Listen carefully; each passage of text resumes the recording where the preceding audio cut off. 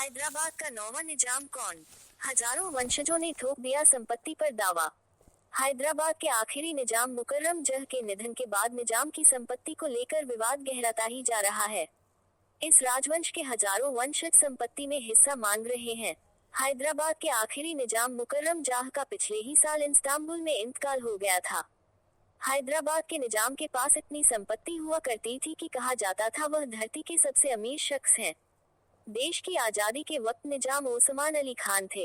उस समय उनकी नेटवर्थ 17.47 लाख करोड़ यानी $230 बिलियन आंकी गई थी। इस संपत्ति को लेकर विवाद अब भी चल रहा है। निजाम के परिवार के लोग अब हजारों करोड़ की संपत्ति को लेकर कानूनी लड़ाई लड़ रहे हैं।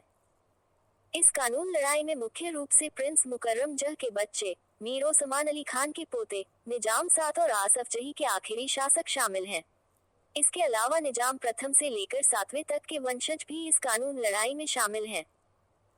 हाल ही में मुकर्रम जह के दूसरे बेटे अलेक्जेंडर आजम जह ने हैदराबाद सिटी सिविल कोर्ट में रिट पिटीशन फाइल करके निजाम की चल और संपत्ति में 2/6वें हिस्से का दावा किया है।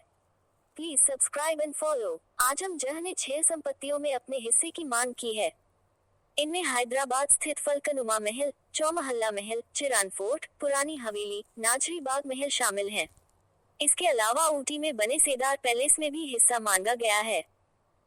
इसके अलावा नायाब कलाकृतियों, फारसी दरी, पेंटिंग, झाड़ फानूस, संगमरमर की मूर्तियां, पुरानी रोल्स रॉयस कारों, तलवार, बंदूक और आभूषणों पर भी दावा किया गया है। आजम शाह का कहना है कि इन संपत्तियों की कीमत करीब 1276 करोड़ रुपए होगी। आजम जह का कहना है कि इन संपत्तियों में वह 2/6 के हकदार हैं।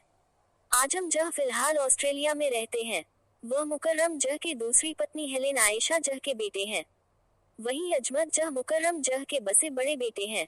अजमत जह एक film maker, professional photographer, cinematographer हैं और अब लंदन में रहने लगे हैं।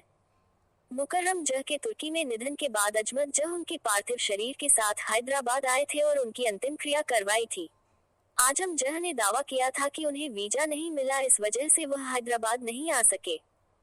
उनका कहना है कि उनके बड़े भाई अजमत जह और उनकी मां इसरा येगा ने ही सारी संपत्ति पर कब्जा करना चाहती हैं और फिर बहुत सारी संपत्ति बेच देना चाहती हैं।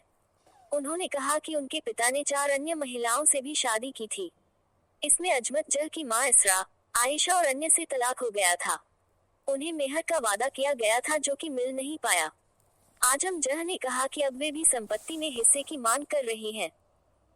17 सितंबर 1948 को जब निजाम ओस्मान अली खान ने भारतीय सेना के सामने आत्मसमर्पण किया तो उनके पास $230 बिलियन की संपत्ति थी। उनके 2 बेटे थे, मीर आजम जह और मीर मुअज्जम जह। इसके अलावा उन्होंने संपत्ति में पोते मुकर्रम जह को भी हिस्सा दिया था जो कि आजम जह के बेटे थे। उन्हें निजाम 8वें का दर्जा दिया गया था। 1967 में दादा की मौत के बाद मुकर्रम जह को ही निजाम 8वां माना गया।